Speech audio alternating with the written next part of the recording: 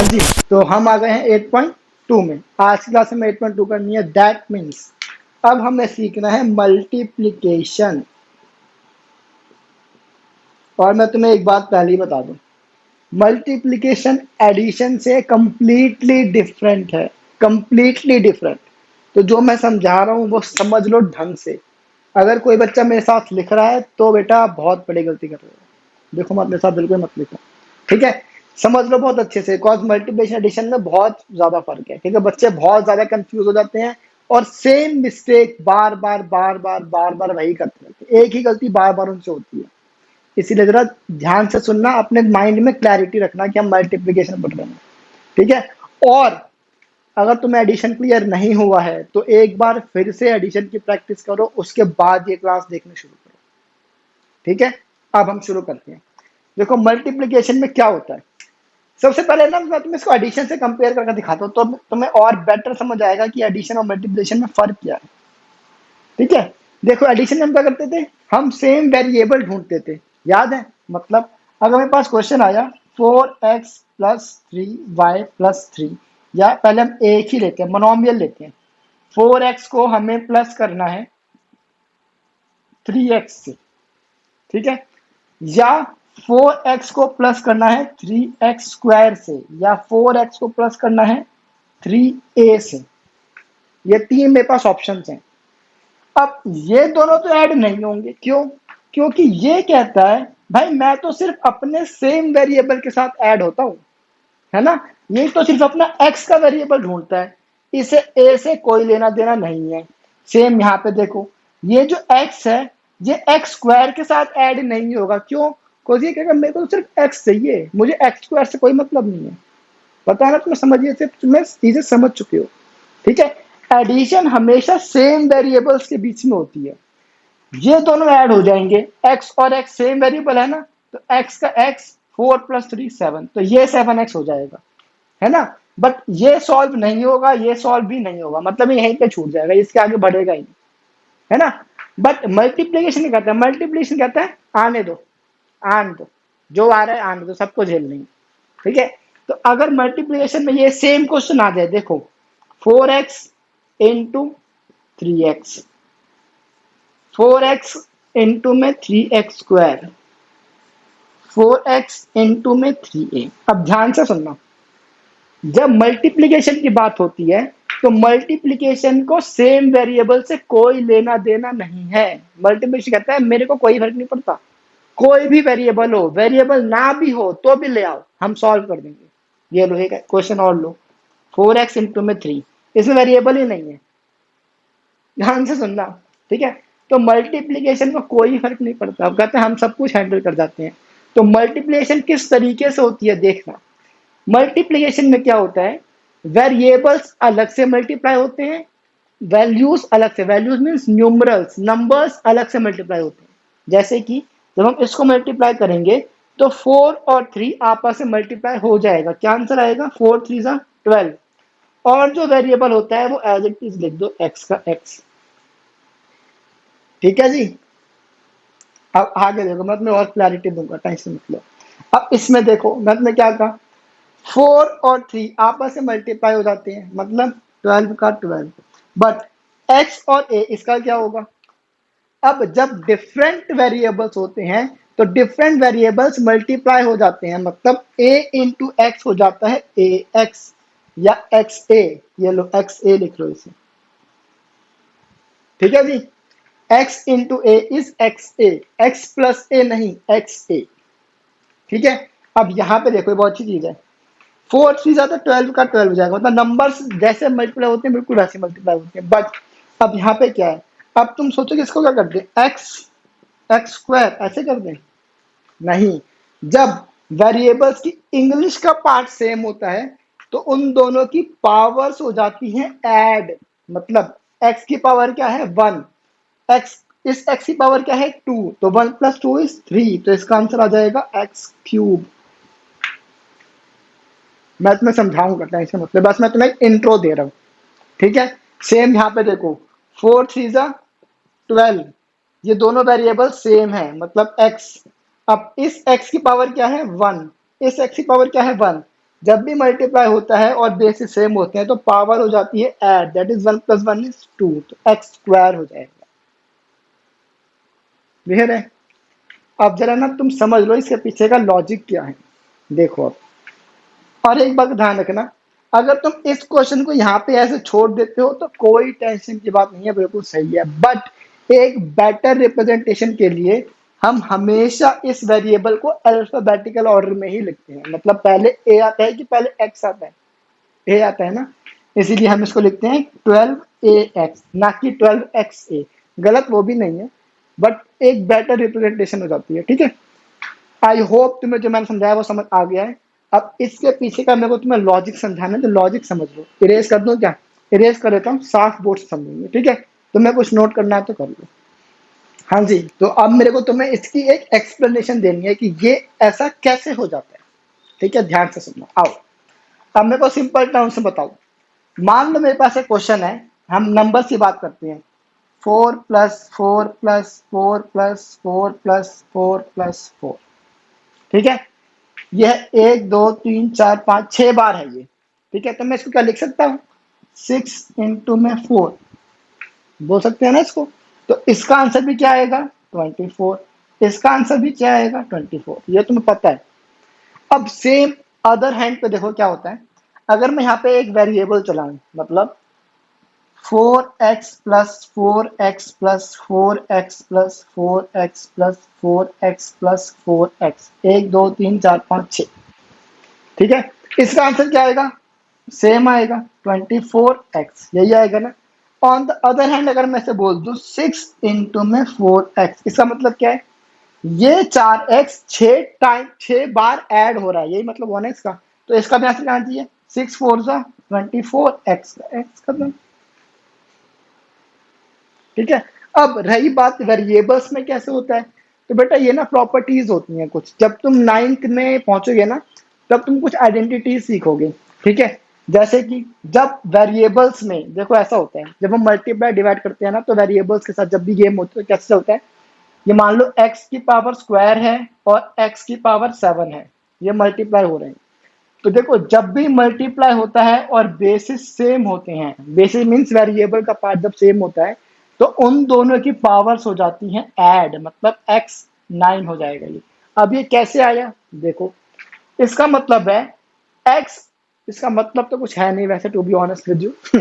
इसके पास एक आइडेंटिटी ही तुम समझ लो। ठीक है, मैं तुम्हें लिखवा दूंगा ये वैन, मैं दिखाऊंगा भी क्या, जब तुम 9th 10th में आओगे ना, तब मैं तुम्हें तब उस टाइम पे मतलब प्रॉपर्टी आइडेंटिटी ढंग से सिखाऊंगा। ठीक है, फिलहाल तो तुम ये समझ लो या याद कर लो। जब भी हम मल्टीप्लाई करते हैं, जब भी मल्टीप्लाई करते हैं और वेरिएबल की वैल्यू सेम होती है, पावर से लेना देना मल्टीप्लिकेशन में कोई नहीं है, बस हम वेरिएबल देखते हैं। वेरिएबल मीन्स इंग्लिश का पार्ट देखते हैं। जैसे कि ए है इंटू में ए क्यूब है। ठीक है, अब यहाँ पे वेरिएबल सेम है ना, तो ये क्या हो जाएगा? ए इंटू में मीन इसकी पावर 1 है, तो ए की पावर 4। इवन यहाँ पे अगर देखो एक बार एक और एग्जांपल लो, ए स्क्वायर बी इंटू में ए। अब मेरे पास ये क्वेश्चन आ जाए, तो अब इसके लिए ना ये दोनों मल्टी, देखो एडिशन में तो दोनों डिफरेंट वेरिएबल्स हैं, है ना, एडिशन में तो दोनों ऐड होंगे ही नहीं। बट मल्टीप्लीकेशन में क्या करेगा ये? मल्टीप्लीकेशन में ये ए वाला पार्ट ए को मल्टीप्लाई कर देगा, मतलब ये ए और ये आपस में हो जाएंगे। देखो यहाँ पे ए की पावर 2 है, यहाँ पे ए की पावर 1 है, तो इसका आंसर हो जाएगा ए क्यूब 2 + 1 3। बी कुछ नहीं है तो बी का बी, ए क्यूब बी, ये इसका आंसर ये हो जाएगा। ठीक है, तो मल्टीप्लाई में कोई फर्क नहीं पड़ता है वेरिएबल्स अलग है या क्या है, वेरी सॉरी, मल्टीप्लिकेशन में हर एक चीज को हैंडल कर जाता है। बस अगर बेसिस तुम्हारे सेम है तो पावर सबकी क्या हो जाती है? ऐड हो जाती है। इवन जब तुम डिवीजन सीखोगे ना, फिलहाल डिवीजन तुम्हारे कोर्स में नहीं है, बट डिवीजन में क्या हो जाता है? जब बेसिस सेम होते हैं, जैसे A4 है डिवाइडेड बाय ए की पावर 6 है, ठीक है, तो जब डिवीजन में बेसिस सेम होते हैं तो पावर सब्ट्रैक्ट हो जाती है। इसका आंसर जाएगा A4 - 6, मतलब ए की पावर -2, ये आ जाएगा। ठीक है, ये मैं तुम्हें हायर क्लासेस का बता दिया, इसका कोई फिलहाल लेना देना नहीं है तो इसे इग्नोर करो। बट एक आइडेंटिटी तुम समझ लो, मल्टीप्लिकेशन में वेरिएबल्स का कोई, सेम वेरिएबल्स का कोई लेना देना नहीं है। बस जब भी वेरिएबल सेम आ जाए तो तुम्हारे पास क्या हो जाता है, पावर्स उन दोनों की ऐड हो जाती है, दैट्स इट, और कोई फर्क नहीं पड़ता। बाकी मल्टीप्लिकेशन जैसे होती है बिल्कुल वैसी होती रहेगी, कोई अलग चीज नहीं। ठीक है, अब हम कुछ क्वेश्चंस करते हैं तो तुम्हें ज्यादा बेटर क्लैरिटी हो जाएगी। ठीक है, तुम्हें कुछ नोट करना है तो कर लो, बढ़ते हैं आगे। हाँ जी, तो बढ़े अब आगे। 8.2 क्वेश्चन कहता है find the product of the following pair of monomials. देखो 8.2 में मोनोमियल्स आएंगे, 8.3 में बाइनोमियल आ जाएगा, 8.4 में पॉलिनोमियल आ जाएगा। चीज कंसेप्ट में क्लियर होना चाहिए। कंसेप्ट क्या है, मल्टीप्लीकेशन में सेम वेरिएबल का लेना देना है ही नहीं, कुछ भी आ जाए वो सबको हैंडल कर जाता है। ठीक है, बस जब भी वेरिएबल सेम आते हैं तो हम उन सेम वेरिएबल्स की पावर को ऐड कर देते हैं, दैट्स इट, और कुछ भी नहीं है। ठीक है जी, अब बढ़ करते हैं आगे। तो फर्स्ट क्वेश्चन में कितने पार्ट हैं, 1 2 3 4 5 पार्ट हैं, 2 मेरे 3 तुम्हारे, ज्यादा है? 3 मेरे 2 तुम्हारे, बस। तो चलो क्वेश्चन नंबर 1 का सेकंड पार्ट तुम्हारा होमवर्क है, और थर्ड पार्ट भी, सॉरी थर्ड नहीं, थर्ड तो मैं करवा दूंगा, फोर्थ पार्ट भी तुम्हारा होमवर्क है। अब ठीक है, 2 तुम्हारे 3 मेरे। तो फर्स्ट पार्ट मैं करवा देता हूँ। फर्स्ट पार्ट क्या है, 4 इंटू में 7p, 4 7p। ठीक है, अब देखो मैं तुम्हें क्या कहा, अगर इसमें हमें एडिशन करनी होती तो ये तो ऐड ही नहीं होते, क्यों? बिकॉज ये बोलता मेरे को तो सेम वेरिएबल चाहिए भाई, तभी मैं ऐड करूंगा, वरना मैं ऐड ही नहीं करूंगा। बट मल्टीप्लिकेशन में क्या होता है, आने दे, कुछ भी आने दे, तो बस नंबर नंबर मल्टीप्लाई, 4 7 जा 28, पी कुछ है नहीं तो पी का पी, बात खत्म, सॉल्व हो गया। ठीक है, सेकंड पार्ट भी दे, सॉरी सेकंड नहीं, थर्ड पार्ट अब देख लेते हैं। थर्ड पार्ट क्या है, -4 इंटू में 7p क्यू, नहीं -4p है आई थिंक, हाँ, -4p 7p क्यू। ठीक है, अब एडिशन में सेम चीज, ये पी क्यू है और ये पी है, तो एडिशन बोलता है मेरे को तो पी क्यू के साथ पी क्यू ही चाहिए, पी क्यू के साथ पी को ऐड मैं नहीं करूंगा, याद है ना। बट मल्टीप्लिकेशन क्या कहता है, आने दे, कुछ भी आने दे, तो बस नंबर नंबर मल्टीप्लाई, 7 4 जा 28, बट यहाँ पे -4 है इसीलिए -28। ठीक है, अब देखो ध्यान से, ये p है, ये p है, सेम बेसिस आ गए। जब भी सेम बेसिस होते हैं तो पावर ऐड हो जाती है। इसकी पावर क्या है, 1, कुछ नहीं होता तो 1 होता है। सेम इसकी पावर भी क्या है, 1, तो p 1 + 1 = 2, p का स्क्वायर और q का cube, -28 p² Q, simple, clear. अब आ जाओ फिफ्थ पार्ट भी देख लेते हैं। फिफ्थ पार्ट क्या कहते हैं, 4p³ 4p³ और -3p, -3p। ठीक है जी, पहले सेम 4 × 3 क्या हो जाएगा, 4 3 = 12, बट ये है -3 तो -12, तो -12। अब p और p सेम बेसिस है, तो इस p की पावर है 3, इस p की पावर है कुछ नहीं तो 1, तो 3 + 1 = 4, तो p4। ये पावर है, कहीं इसको p4 ऐसे मत लिख देना, p की पावर 4, ये तुमने स्क्वायर स्क्वायर रूट्स में सीख लिया। ठीक है, ओके जी। अब बढ़ते हैं आगे क्वेश्चन नंबर 2 की तरफ, यही हो जाएगा क्वेश्चन नंबर 2। तो क्वेश्चन नंबर 2 कहता है find the areas of rectangles. अच्छा जल्दी बताओ, एरिया ऑफ रेक्टेंगल का फॉर्मूला क्या होता है, पढ़ा है, मैंने पढ़ा है, पढ़ा दिया होगा, लेंथ इंटू में ब्रेथ, याद है ना। Area of rectangle is equal to length into में ब्रेथ, मतलब एडिशन होती है। ठीक है जी, अब आओ, क्वेश्चन कहता है बस तुम्हें इसकी ना फॉलोइंग, अच्छा हमें ना इसमें लेंथ और ब्रेथ को हमें वेरिएबल में दे रखा है, और हमें उसका एरिया निकालना है, मतलब हमें इनडायरेक्टली हमसे मल्टीप्लाई ही करवा रहे हैं, तो कर देते हैं, आ जाओ। फर्स्ट पार्ट, कितने पार्ट हैं इसमें, 1 2 3 4 5 पार्ट है, फिर से भाई 2 पार्ट तुम्हारे, 3 पार्ट मेरे। ठीक है, थर्ड नहीं, फोर्थ। ओके, तो फर्स्ट पार्ट क्या है, P और Q, ये तो बेकार सा है, तो क्या हो जाएगा, एरिया ऑफ रेक्टेंगल क्या होता है, L इंटू में B मतलब P इंटू में Q मतलब PQ, खत्म। आसान सा क्वेश्चन। सेकंड पार्ट देख लेते हैं जल्दी से। सेकंड पार्ट क्या कहता है, सॉरी सेकंड नहीं, थर्ड पार्ट, सेकंड पार्ट तो तुम्हारा है ना, थर्ड पार्ट है 20x² और 5y²। ठीक है, इसमें देखो क्या होगा, 20 इंटू 5 तो सिंपल हो जाएगा, तो 25 जा 100। ठीक है, अब क्या बेसिस सेम है इनमें? नहीं है, तो कोई बात नहीं, एज इट इज होता है। अब यहाँ पे एक्स स्क्वायर का एक्स स्क्वायर, यहाँ पे वाई स्क्वायर का वाई स्क्वायर, खत्म। ओके, जैसे हमने यहाँ पे किया ना, देखो 7p इंटू पी क्यू, तुमने एक साथ लिख दिया। बस अगर बेसिस सेम होते हैं तो पावर को ऐड कर देते हैं, अदरवाइज चुपचाप उतार देते हैं, सिंपल। अब हमें करना है fourth part, sorry fifth part. Fifth part क्या कहता है? 3mn, 3mn और दूसरी वैल्यू है 4np, 4np। ठीक है, तो पहले नंबर को मल्टीप्लाई कर दो, 4 3 जा 12, m नहीं है तो m का n, n देखो सेम बेसिस आ गए हैं, n की पावर 1, यहाँ पे n की पावर 1, तो n का स्क्वायर और p का p, बस खत्म। 12mn square p। क्लियर? आसान से है ये बहुत। अब हम करते हैं क्वेश्चन नंबर 3 पे। क्वेश्चन नंबर 3 बहुत ही बढ़िया क्वेश्चन है और मैं तो नहीं करवाऊंगा, क्वेश्चन नंबर 3 तुम्हारा होमवर्क है। ठीक है, कर लेना, ऐसे ही हो जाएगा 2 मिनट में, कुछ खास नहीं है इसमें। मैं तुम्हें क्वेश्चन एक दो पार्ट करके दिखाता हूँ। चलो, क्वेश्चन कहता है फर्स्ट मोनोमियल ऊपर वाले हैं और सेकंड मोनोमियल ये वाले हैं। अब ये एक्चुअली क्या प्रॉब्लम क्या है, ये ना मेरे को पूरा बनाना पड़ेगा, अब बनाने में बड़ा टाइम वेस्ट होगा, इसलिए मैं बनाना नहीं चाहता, होमवर्क में करा दूंगा। ठीक है, बट तुम ट्राई कर लेना। ठीक है, तो हम सीधा करते हैं fourth part, sorry fourth question. ठीक है, फोर्थ क्वेश्चन क्या कहता है? Obtain the volume of rectangle. अच्छा, मैं वॉल्यूम निकालनी है, rectangular volume means cuboid. Cuboid की वॉल्यूम का फॉर्मूला क्या होता है? Volume of cuboid is equal to L into B into H, मतलब length into breadth into height. ठीक है जी, अब जल्दी से फर्स्ट पार्ट देख लेते हैं इसका। हमारे पास कितने 4 पार्ट हैं, 2 पार्ट मेरे 2 पार्ट तुम्हारे। क्वेश्चन नंबर 3 सेकंड और थर्ड पार्ट तुम्हारा है। ठीक है, फर्स्ट और फोर्थ मैं करवा दूंगा। अब फर्स्ट पार्ट देखते हैं जल्दी से, क्या है? 5a, उसके बाद है 3a स्क्वायर, उसके बाद है 7a4, 7a4 मतलब a की पावर 4 है वो। ठीक है जी, कुछ नहीं, वॉल्यूम फॉर्मूला क्या होता है? L into B into H, तो बस ये मल्टीप्लाई ये, तो 5 3 जा 15, 15 7 जा क्या होता है? तुम्हें आती टेबल की? नहीं आती, नहीं आती, कोई बात नहीं, मैं तुम्हें शॉर्ट ही करता करने का।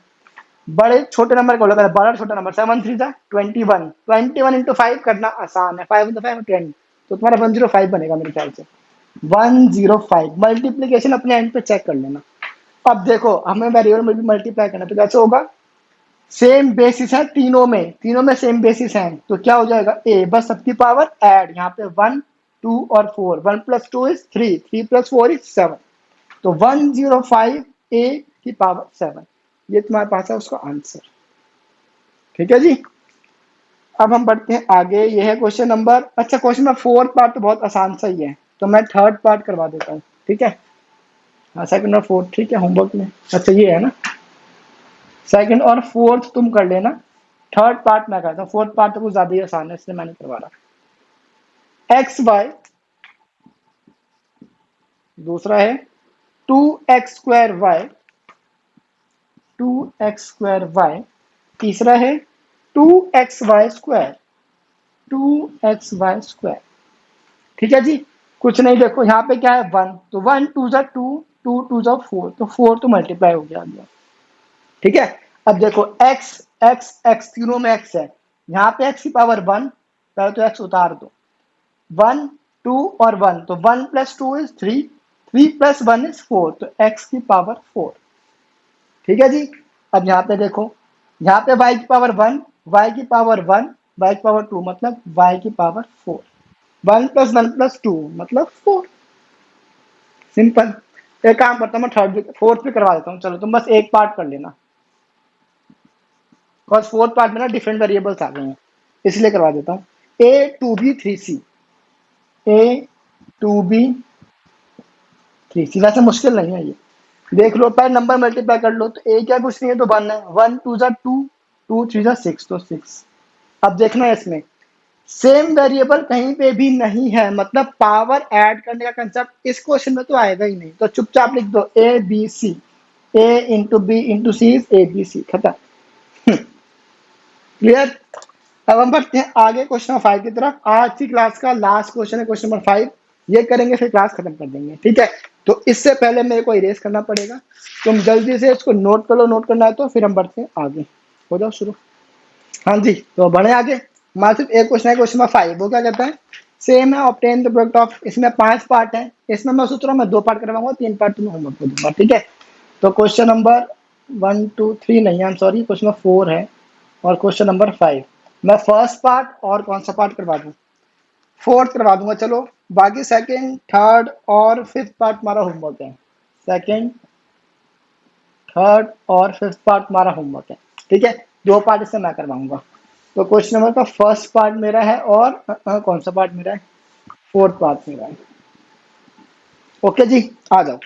ये एक्स वाई फर्स्ट पार्ट में X Y into Y Z into Z X, ठीक है। और फोर्थ पार्ट में है ए 2b 3c 6abc। ओके जी, अब आ जाओ। कुछ नहीं, यहाँ पे कुछ नहीं है तो 1 है, मतलब इसका कोफिशिएंट 1 है, इसका कोफिशिएंट 1 है, इसका कोफिशिएंट 1 है, मतलब 1 का तो 1 ही रहेगा, ना लिखो तो भी कोई फर्क नहीं पड़ता। अब देखो x x x आ गया, मतलब x की पावर 1, यहाँ तो कुछ नहीं तो छोड़ दो, यहाँ पे 1 तो 1 + 1 = 2, तो x का हो गया स्क्वायर, ठीक है। अब देखो y की पावर 1, यहाँ पे पावर 1, यहाँ कुछ नहीं है तो 1 + 1 = 2, फिर से y स्क्वायर, यहाँ पे तो कुछ बचा ही नहीं, यहाँ पे z तो z का भी स्क्वायर, तो 1x² y² z² is your answer. Simple. अब यहाँ पे भी आ जाओ। अब देखो यहाँ पे भी 1 है, कुछ नहीं होता तो 1 होता है, तो 2 × 3 × 6, 3 2 = 6, 6 6 = 36, तो मल्टीप्लाई करने पे आ गया 36। अब हमें करना मल्टीप्लाई वेरिएबल्स को, यहाँ पे है ए नहीं है तो यहाँ पे ए आ गया, देखो ए और ए, यहाँ पे 1 यहाँ पे 1, तो ए का स्क्वायर, ठीक है। बी यहाँ पे भी है तो यहाँ पे 1 यहाँ पे 1, तो पावर्स ऐड हो जाती हैं, तो बी का भी स्क्वायर, यहाँ पे सी का भी स्क्वायर, तो 36 a² b² c² is your answer, ठीक है जी। बहुत आसान है। देखो अब तक हमने क्या सीखा, अब तक हमने एडिशन सीख लिया, जितने मर्जी नंबर का आ जाए, मतलब पॉलिनोमियल में भी हमने एडिशन सीख लिया, मतलब 1 से या 3 से ज्यादा अगर हमारे पास वो है, क्या बोलते हैं, एक्सप्रेशंस हैं, मतलब 3x + 4y + 3z - 5 या -9, हमने इस नंबर को ऐड करना सीख लिया है दूसरे नंबर के साथ। तो मेरे पास नंबर होगा 4x - 9y + 3z + 7, हमने ऐसे नंबर्स को ऐड करना सीख लिया, ठीक है।